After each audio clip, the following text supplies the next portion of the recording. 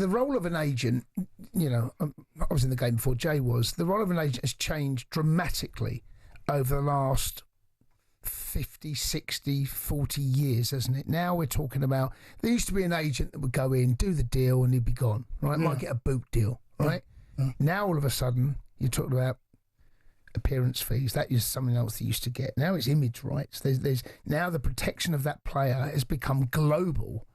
What have you noticed in that nearly 30 years you've been involved that has changed dramatically? What's the one biggest change? The money, for starters. Of course, but outside of that? Well, before there used to just be an agent, meet the club, speak to the club, do the deal. Now, often in deals, there are more than one agent.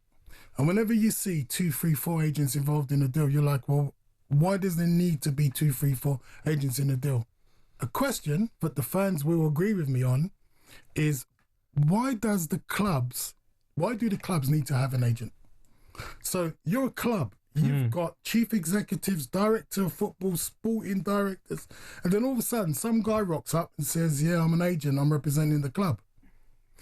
In a deal, in football, everyone's got a job to do. And I know we're going to talk about Trent. Everyone's got a job to do. So a club has got to hire people to do the job. If a player like Trent sees out his contract, that means that nobody was able to do a deal with the player and with his agent. And I believe there's always a deal to be done with any player. But you've got to understand their psyche.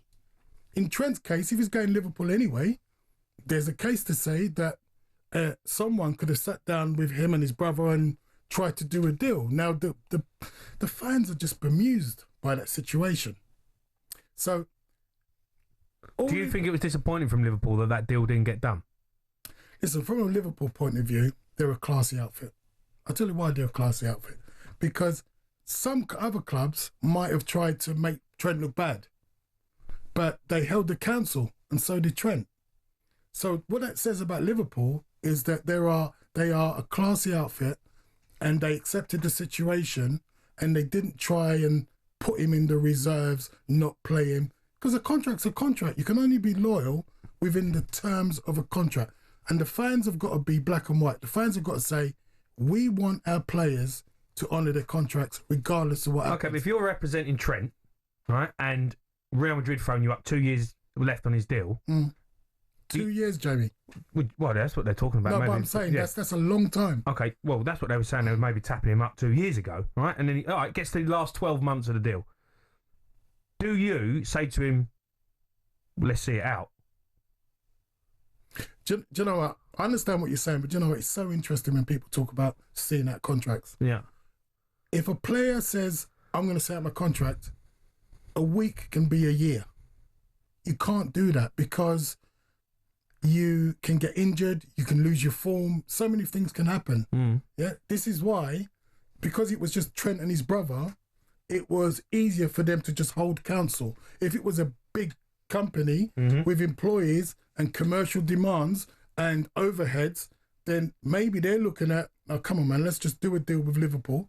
We get in the good books of Liverpool. We can say to Liverpool, if we get them to sign a contract, we want 10 million or whatever the number is. That scenario could have happened. But let me tell you something. No player wants to stay on money less than everybody else. Players sign contracts. How many players don't sign contracts? You've got to have an incredible character to say, do you know what? I'm just not signing a contract. But I'm of the opinion that Liverpool dropped the ball on this. If it should in my opinion, it should always be down when a player leaves a club. It should be on the club's terms, not the players. The players should never decide it's my time to go, because like Jay said, we were told, and it's been widely documented, that 2 years ago that he was speaking to Real Madrid or representatives were, I don't want to do him a disservice here, but Liverpool to allow that contract to get down to less than 2 years, 18 months, 12 months, they're the ones that are culpable, not the player, in my opinion. Right, so it's quite simple. You look at the situation and you say, if a player's on a contract, who has to take the ball by the horns and initiate something? So for me, listen, Liverpool is a fantastic club, classy club, but any club that's got a player that's got 2 years left, they have to decide which players they want to keep and which players they want to let go. 2 years left on the deal. And you have to have constant communication with the player and his agent. I know from experience that if there's a lack of communication and it drags on, then that's a problem. You got to have someone in there sitting down with the player, talking to the agent, and there's always a deal to be done. Come on. You know, you've got to have the best people in position to understand the psyche of an agent and a player. Honestly, some agents are not that difficult to work out, right? You could just sit down with them and just talk to them and say... Are we looking at one? No, me. Come on, guys. Show me the money. Let's get this deal done. No. Don't you get Cray twins on me, Jamie O'Hara. Come on, guys. Oh, shut up. Come on. Where'd you live? Move on. Listen, I'm someone, I come from Canning Town, like, you know what I mean? We didn't have a bathroom until I was 24. Like, I come from, I don't want the violins out, but I come from a tough area. So did Soul. For me, it's the soul. We'll talk Soul in a bit. For me, nobody could buy me. If I sat down and I said I was doing a deal, and someone tried to say to me, "We'll give you this, we'll give you that." For me, I said from the start, a player has to honour his contract, and I've kept it consistent. If someone brings you something that you want to sign, do it.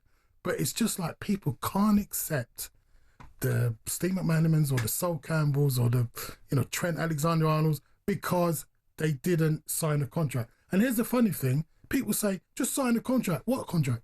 Yeah. What exactly, contract? Yeah. And what does it look like? And what does it look? A contract has to be negotiated. Yeah. So if you can't negotiate a contract with someone, then you've lost. Loads to talk about with you, Sky. Is some great insight already. But just for the record, so I know, mums and dads shouldn't be agents?